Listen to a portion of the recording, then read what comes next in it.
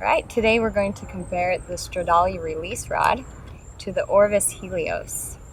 Okay, they're both 5-weight rods, which is kind of a lightweight rod for smaller fish. It'd be a great trout rod, small bass, something like that. But the Helios this is an $850 rod, and the Stradalli is a $200 rod.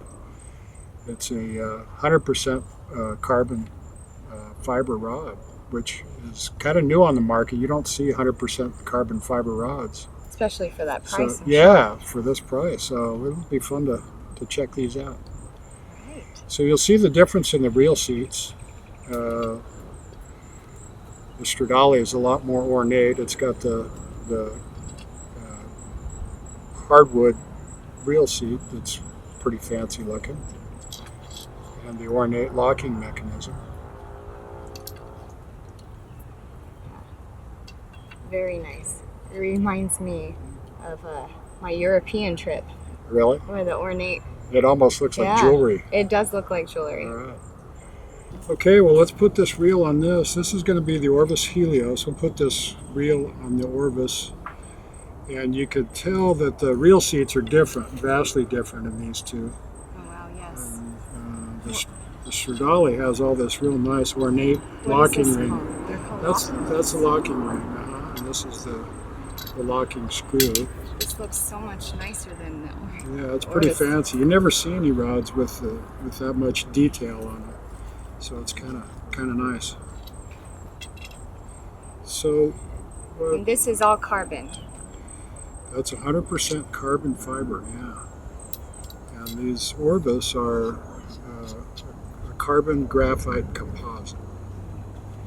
So we're just going to put this on.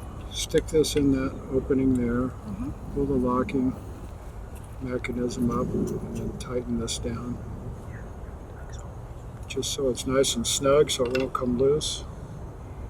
And this Stradalli reel reminds me of the old Sage reels, the Sage 3200s. I used to love those reels, so it's nice to see something like that again. They look very similar. Yeah, these are a little more classic, I think. But so we're going to just find that opening there. Okay. Slide this around until it fits on, and then tighten up the lock nut. Nice and snug. Look at that. That's nice. It's really nice. All right. Well, let's put these together and go try them out. Yeah, let's try them. I'm excited. So when I put a rod together, I like to put the tip on first. I'll show you why, because you can look down the shaft to make sure all the eyes are lined up that way. They need to be even. And then we go to Yep. Yep. Did I do a good job? You did do an excellent job. All right. You must be an expert. I've done it a few times. So then it's just easier to start with the tip, I've always found, than to start with the heavier sections and work up to the tip. That way you can keep looking down as you go. Okay. And end up with the butt section.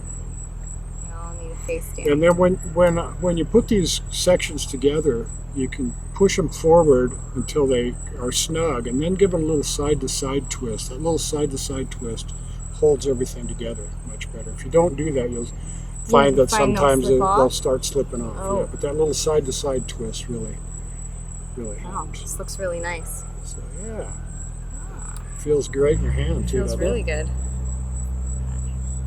All right. Ready.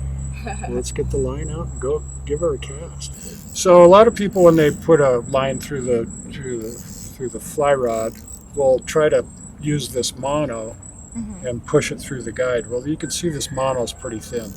Right. So here's a little trick that will eliminate some of the problems.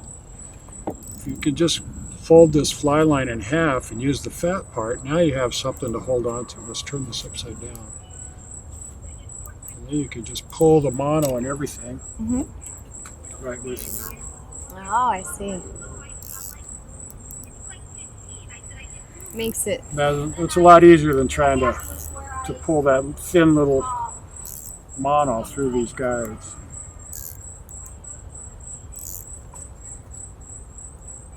Yeah, it makes it threading it through much easier. Yeah. The end of that mono leader is about the size of your hair, so this is much easier. All right, let's go give it a shot. Perfect. Wow, that's amazing. So 25 years of fly fishing. Yes, This is an in online Colorado. rod.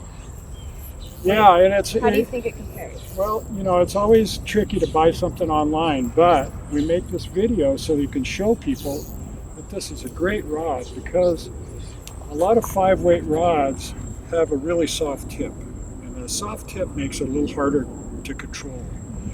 Especially, you saw on my back cast, when I stop, the rod stops right there. If it has a soft tip, it kind of wavers around, and as your rod tip moves, so does your fly line. So you have a lot more control with this rod because it is a little bit stiffer tip, and it Stiffer tip is better, much better. has a great feel to it. Yeah.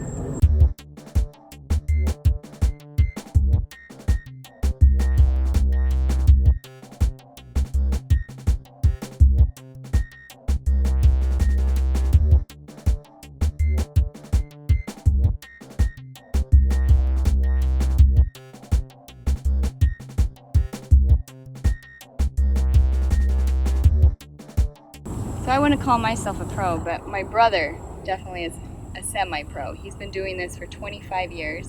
Just took me out in the Delaware River and had me try a whole bunch of different rods. And today I'm trying this one, and I'd have to say that the accuracy and the weight, since I'm kind of a beginner, is much easier than the other rods, or if not the same as some of the $1,000 ones I've tried.